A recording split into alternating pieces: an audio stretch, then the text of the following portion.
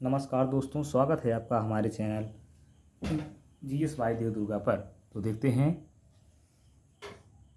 निम्नलिखित में से विलोम शब्दों का अशुद्ध युग्म है अघि अनघ। अघि अनघ। रात्रि शब्द का पर्यायवाची शब्द है सरवरी। सरवरी। बरसात बिल्कुल ना होने को अभिव्यक्त करने के लिए प्रयुक्त होने वाला उपयुक्त शब्द होता है अनावृष्टि। चौथा है अवसाद शब्द का विलोम होगा उल्लास। अवसाद मतलब दुख होता है दोस्तों, उल्लास मतलब खुशी होती है, समझते जाना। जो किसी कार्य के संपादन में मनोयोग लगा हो, इस वाक्यांश के लिए प्रयुक्त होने वाला एक शब्द है दत्तचित्त। जो पूरे मन से किसी कार्य में लगा उसे क्या कहेंगे? दत्तचित्त कहेंगे दोस्तों। क्वाथ शब्द का तद्भव है काढ़ा। काढ़ा आप जानते हैं जो बनाकर पिया जाता है। 7वां क्वेश्चन है सूची 1 सूची 2 से मिलाना है तो एका वन पत्थर का प्रस्तर। पत्थर का प्रस्तर हो जाएगा, तो यहाँ मिल रहा है बी वाला सही हो जाएगा। उसके बाद 8वां में होगा संस्कृत और प्राकृतिक से विकृत होकर हिंदी में आने वाले शब्द तद्भव कहलाते हैं। तद्भव शब्द संस्कृत से उत्पन्न होते हैं, ये सही होगा इसमें। अगला क्वेश्चन है दोस्तों, भीतर शब्द का तत्सम है अंतरंग। अंतरंग। अंतरंग नहीं होगा दोस्तों, अभ्यंतर होगा। क्या होगा? अभ्यंतर होगा। विशेषण की विशेषता बताने वाले शब्द कहलाते हैं प्रविशेषण। क्या कहलाते हैं? प्रविशेषण कहलाते हैं। निम्नलिखित में से तत्सम तद्भव का कौन सा युग्म रुचिपूर्ण है? तो कपाट, कपड़ा। कपाट मतलब क्या होता है? किवाड़ा, कपड़ा, वस्त्र कहते हैं। तो यह जो है ऋतुपूर्ण होगा, मतलब गलत मिलाया है। उसके बाद अगला क्वेश्चन है कौन सा युग्म विपरार्थक नहीं है? तरल, ठोस विपरार्थक नहीं है दोस्तों। यह आपको अच्छे समझ में आ रहा हो। कोमल, मृदुल जो है नहीं है विपरार्थक। अच्छे समझ में आएगा दोस्तों। आगे देखते हैं।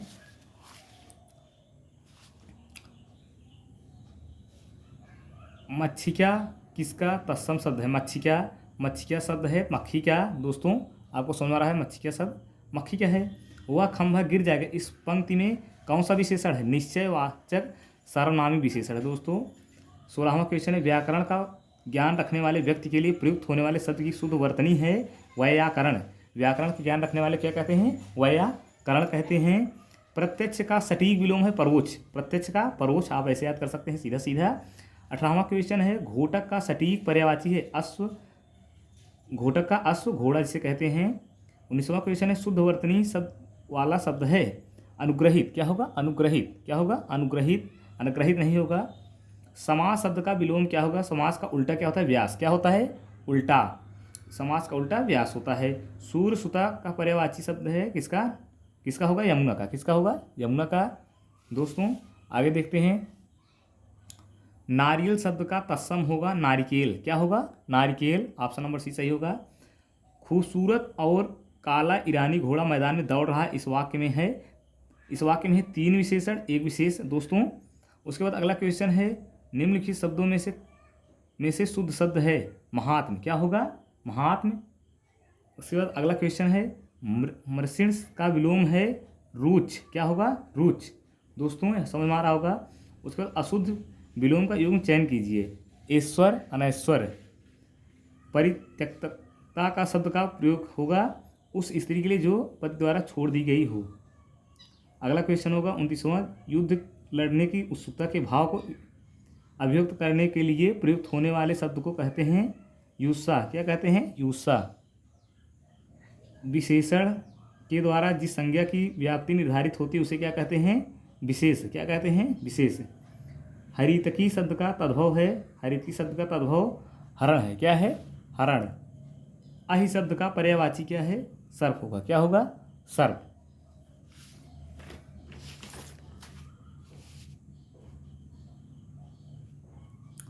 प्रशंसा का पर्यायवाची शब्द क्या होगा? श्लाघा। क्या होगा? श्लाघा। मूक शब्द का विलोम शब्द क्या है? वाचाल। मूक मतलब होता है चुप रहना और वाचाल मतलब होता है बहुत बोलना। निम्नलिखित वाक्यों में एक वाक्य अशुद्ध है, उसे पहचानना है। सब्जी महंगी है, ये शब्द जो है सही नहीं लिखा गया है। अगला क्वेश्चन है 35वां स्वेद से उत्पन्न होने वाला, पसीने से उत्पन्न होने वाला के लिए एक शब्द होगा स्वेदज। क्या होगा? स्वेदज। जो युद्ध में स्थिर रहता हो, युद्ध में स्थिर रहने वाले को युधिष्ठिर कहते हैं। युधिष्ठिर हमेशा युद्ध में स्थिर रहते थे। 37वां क्वेश्चन होगा, दृश्य मनोरम था, भाववाचक संज्ञा है। क्या है? भाववाचक संज्ञा है। औरस का विलोम क्या होगा? तो दत्तक होगा। क्या होगा? दत्तक। कामदेव का पर्यायवाची शब्द क्या है? पुष्प धनवा है। पुष्प धनवा, क्योंकि कामदेव जो थे वो अपने पुष्प धनुष से किसी को मोहित कर देते थे। उसके बाद अगला है, बाएं हाथ से तीर चलाने वाले के लिए प्रयुक्त होने वाला शब्द कौन है? सव्यसाची। जो बाएं हाथ से चलाता हो वो सव्यसाची उसे कहते हैं। वर्तनी के अनुसार शुद्ध शब्द का चयन कीजिए। आकार क्या होगा? आकार, पहला ही ऑप्शन सही होगा। उसके बाद नित्य दीन दुखियों को भोजन देने की व्यवस्था के लिए प्रयुक्त होने वाला एक शब्द कौन सा है? सदाव्रत। क्या होगा? सदाव्रत। उसके बाद जिसे कभी बुढ़ापा ना आए के लिए प्रयुक्त होने वाला उपयुक्त शब्द कौन सा होगा? अजर। जर मतलब बुढ़ापा होता है, अमर मतलब जो कभी ना मरे, अजर मतलब जिसे बुढ़ापा ना आए। संदेह का विशेषण होगा संदिग्ध। क्या होगा? संदिग्ध। प्रतिबिंबित में विशेष होगा प्रतिबिंब। क्या होगा? प्रतिबिंब। नीचे दिए गए विकल्पों में तत्सम सुनिए। गयंध। क्या होगा? गयंध। निम्नलिखित शब्दों में शुद्ध वर्तनी वाला शब्द है अक्षौहिणी। क्या होगा? अक्षौहिणी। इसे ध्यान से रख लेना, कई बार पूछा जाता है। निम्नलिखित वाक्यों में से शुद्ध वाक्य है, कुछ लोग मिष्ठान के प्रिय होते हैं। जंगम शब्द का सटीक विलोम होगा अस्थावर। यह भी कई बार पूछा जाता है दोस्तों। निम्नलिखित में से आवृत्ति वाचक विशेषण नहीं है। 3 गुना, चौगुना, दोगुना, तो यह आवृत्तिवाचक तीनों है, सब कुछ नहीं है दोस्तों। द्रौपदी का पर्यायवाची नहीं है। क्या नहीं है? इसमें से पांचाल, द्रौपदी का पर्यायवाची पांचाल नहीं है। निम्नलिखित में से अवनी का सही पर्यायवाची शब्द है। क्या होगा सही पर्यायवाची? अचला। क्या होगा? अचला। विद्युत शब्द का पर्यायवाची है दामिनी। क्या होगा? दामिनी। निम्नलिखित में से कौन सा तत्सम तद्भव युग्मरूपपूर्ण है? तो कौन सा होगा इसमें से? इसमें क्वेश्चन मार्क होगा। निम्नलिखित 1, 2 से मिलाना है आपको। ऐतिहासिक क्या होता है? घटना होती है। विदुषी महिला होती है, तो इसका जो है 55 का डी सही होगा। इसे आप इसी तरीके से आराम से मिला सकते हैं। तो आगे देखते हैं। विदुषी महिला हमेशा होती है, आप इसे ध्यान देना, क्योंकि विदुषी महिलाएं होती है, विद्वान पुरुष होते हैं। तो बी का 1 होगा। बी का 1 यहाँ से मैच कर रहा है, आप आसानी से देख सकते हैं। उसके बाद यहाँ देखते हैं, उच्चिष्ट का उपयुक्त विपरीतार्थक अनुचिष्ट होगा। क्या होगा? अनुचिष्ट। निम्नलिखित वाक्य में ध्यानपूर्वक पढ़कर उसे उत्तर दीजिए। तो ए और बी शुद्ध हैं। संजीव ने मिठाई और पापड़ खाए, सीतांशु दूध और रोटी खिलाई। सीतांशु ने दूध और रोटी खिलाई। आपको चाहिए था कि आप रोगी को देख आएँ। इस वाक्य में शुद्ध रूप होगा, आपको चाहिए था कि आप रोगी को देखने जाएं। यह होगा। इसमें शब्द एक शब्द में मिलाना है। तो खर का गर्धक, आँख का लोचन, इंद्र का पुरंदर, यह तीनों मैच कर रहा है दोस्तों। यह चौथा नहीं मैच कर रहा है, तो इसलिए इसमें यह गलत होगा।